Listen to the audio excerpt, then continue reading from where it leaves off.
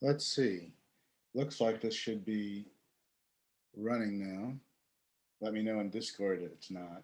Perhaps, possibly, I'll even be able to see that. My name is Lawrence Brothers.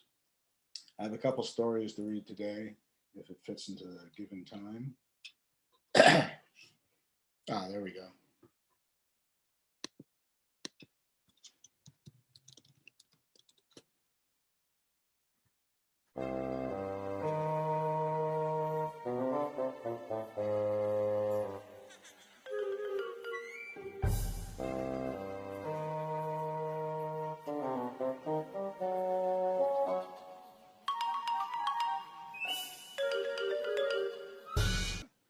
Short edition.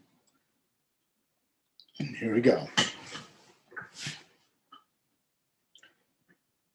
Captured by the Dragon Cult. Probably I shouldn't have looked into that no admittance, high voltage, danger of death door. I was loitering on the ramp to the number 7 subway train at Grand Central Station. I didn't want to go home to Flushing for various good reasons that included my design project coming due and no work done on it yet. Anyway, the door to the utility closet was ajar, so I peeked inside. It was a tiny room with a board full of circuit breakers along with a big old knife switch. I have poor impulse control sometimes, so I had to fight off the urge to pull the switch. But danger of death. And anyway, I didn't really want to black out the subway station. There was also a panel left open below the breaker board, revealing a duct, a crawl space a yard wide, sloping down into darkness. Of course, I'd never crawl into some filthy shaft leading who knows where, especially not wearing my new Uniqlo vest. Wouldn't want it to snag on anything sharp. But an odd aroma was wafting out of the shaft. I took a breath, and I was lost. The scent put its hooks in me, and I just had to follow. It was a compulsion, like a magic spell. 5 minutes later, I kicked out a panel at the end of the duct, feeling blindly in front of me as I stumbled towards a faint light at the end of a masonry tunnel. Somewhere in there, I thought, Kevin, you crazy or what? But the aroma pulled me onward. I don't know what I was expecting, but it wasn't a room full of old rusted out generators. It wasn't a dozen glowing fires burning in braziers made of ancient steel garbage can lids, the source of the scent. And it wasn't a tribe of lizard people either.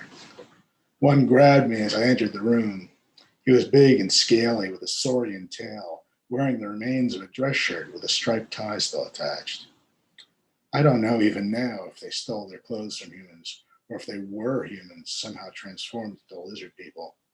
Honestly, I don't really want to know.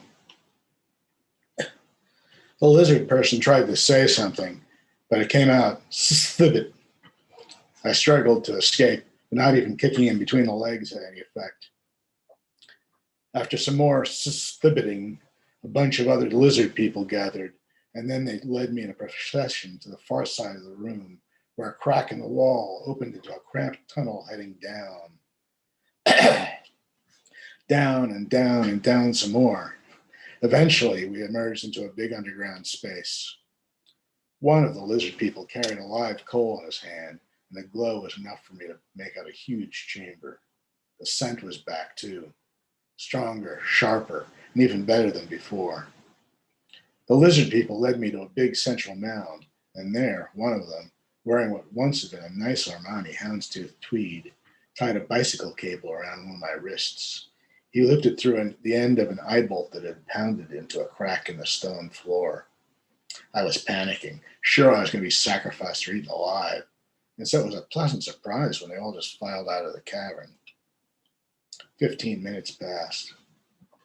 I tried to remove the cable from my wrist, but it was way too tight, and the bolt was too deeply seated for me to pull it out. That was when something moved in the hill in front of me. A yard-wide disc slid upward, revealing a golden, shimmering sphere, and in the center, a dark inner void. A human. How unexpected. The voice rumbled all around me, vibrating through my bones. The whole mound stirred, and then I finally realized what it was. Holy shit, a dragon! Yes. The voice sounded amused. My apologies, small one. What? The lizard folk know I like conversation, but all they can say is "stupid." So once in a while, they find a human for me to talk to. Now then, don't move. The dragon extended the tip of one crystalline claw and severed the cable. He was lonely and very talkative, and he promised to let me go home afterward. I mean, really, a dragon. It was almost worth that half hour of sheer terror. After a while, I asked, "What is that aroma?" "I'm afraid that's me." The dragon sounded embarrassed. "You? But I smelled it upstairs, too." "It's my droppings," said the dragon. "The lizard folk use it for fuel. I hope I haven't offended you." "Oh, no," I said. "Not even." Something clicked in my head. Ambergris was pretty disgusting stuff, too, when it came out of the whale. "Would you mind if I took a sample?" "What?" Now the dragon was outraged. "I hardly think. See, I'm a dragon at FI. I'm a student at FIT. Fit? The Fashion Institute of Technology," I said. "My advisor does contract work for Chanel." And then I had to explain Chanel and about perfume and how Chanel could kill numbers 1 through 46, including number 5, and no one would care because a dragon shit smell was that good. "I don't know how I feel about this," said the dragon, a bit primly. "Please," I said. "Your lizard people really did freak me out. Anyways, don't you dragons like treasure?" "Treasure?" The sudden surge of interest was unmistakable. "This could be worth a lot of treasure." "Really?" "Yes," I said. "Really?" "Well then," said the dragon, "tell me more." And that's how my design project got an A, and how I got a vice presidency at Chanel at age 18, and how I'm getting 1% of revenue off the top for Eau de Toilette du Dragon. Actually, my contract says 2%, but I have to split it with a source of production. All right, that's the first story. It took 9 minutes, so I think I should be okay for the second. This piece is called New Hire at the Final Library. It appeared in Zooscape magazine last year. Here we go. New Hire at the Final Library. Welcome to the Library of Beasts. Well, technically, it's the Final Library and Transtemporal Museum of Human Culture. But after the orientation tour, I'm sure you'll agree the informal name is superior. What? You don't know what you're doing here? Ah, yes. Confusion is normal in a newborn librarian. Let's just take the tour. The gazelle resting on the throw rug in the central reading room is certainly not showing off. The elegant creature has her nose in a volume of Flaubert, but you'd have to look over her shoulder to see the title. Sentimental Education, so it's not as if she's flaunting it. She's too engrossed in her reading even to look up when we approach. And yet, she's in so prominent a spot, and she's so lovely a creature, she must be aware she's a cynosure. Should you politely inquire what she's reading, no doubt you would make her day, if days can be said to pass here anyway. Over in the manga stacks, we find 3 mongoose brothers, all reading the same volume of Soul Eater, illustrated by Atsushi Okubo. They're nestled together for shared access to the page, a 3-headed furry bundle of youthful energy. The left-hand brother is a faster reader than the others, and he's always reaching out to turn the page before the others are finished, evoking chirping, chittering outrage from his sibs. We shift our presence to the fine art wing, where 2 Indian elephants, a dignified couple. Could have sworn I turned off that phone. Pardon me. We shift our presence to the fine art wing, where 2 Indian elephants, a dignified couple, Walk slowly past a series of post-impressionist landscapes. Bow to them, as I do. Sir, Madame, we are your most humble and obedient servants. The elephants tell us they especially like the Van Gogh's time scan from the museum plane. When they pause to admire one of his pieces, their trunks entwine in a gentle embrace. Gratifying, is it not? In this refuge, lovers need never suffer the sorrow of separation. The stately music that plays as they walk, Mussorgsky, of course, pictured at an exhibition. Next, we come to the audio-video halls. Virtual media can be viewed anywhere in the library, but most viewers prefer the auditorium experience or cinema. Hot buttered popcorn is available for those who enjoy it. Here, for example, a bonobo tribe is in there right now. They're watching a 20th century porn marathon. I'm sure we'd be welcome to attend, but perhaps we should leave them for now? Yes, let's move on. You can always return later, after all. Here's a Henry Moore exhibit, full of rotund stone Madonnas. Octopuses navigate the hall on tank tricycles, clambering out to caress the artworks, running their arms over the voluptuously smooth surfaces. The brilliant cephalopods hardly needed any uplift at all. These octopuses ordinarily live a single, tragically brief year, but here they can indulge their love of sculpture down through eternity.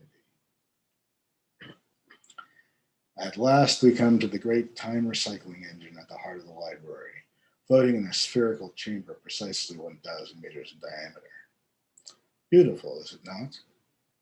Observe the mysteriously glowing form, changing constantly and still somehow always the same.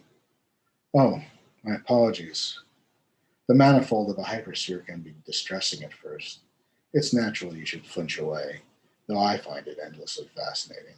Well, enough of this for now. Let's return to my office.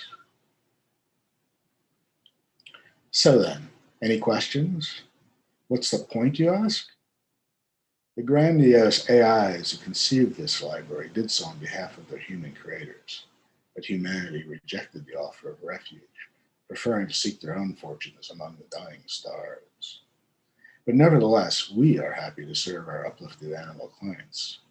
For a librarian, service is an end in itself. You say we created the clients ourselves? To be sure. But imagine a library without readers or a museum empty of all visitors. Well, really. Yes, it's true, the Beast's uplift schemata are specifically intended to encourage their appreciation of human culture. But the clients are all more than pleased with their situations. What book lover could reject 1 trillion years worth of comfortable reading time after all? So why you? Why a new librarian in an eternal library? It's a difficult thing to explain. The beasts never despair, you see. They live untouched by sorrow. But we librarians, gratified as we are to serve our clients, after enough millennia, well, eventually it all wears thin. So, there you have it. Goodbye. Good luck. Best wishes for your career. I'll be leaving you now. What? Oh, I see you don't understand. When we librarians have had enough of existence, we cast ourselves into the naked singularity at the heart of the temporal manifold. It means total dissolution. Oh no, please don't cry. Remember, information can never truly be lost. When at long last the universal vacuum energy state finally decays, a new creation will emerge from the desolation of the Big Rip. The library will be consumed in the cosmic fires of rebirth, and all its information will manifest in another universe entirely. And who knows? Perhaps we two shall meet again someday, in the fullness of another time. Well, that's it. 2 stories and 4 minutes to spare. Thank you very much for listening. If there's any questions or other comments, I'd be happy to hear from you on the Discord.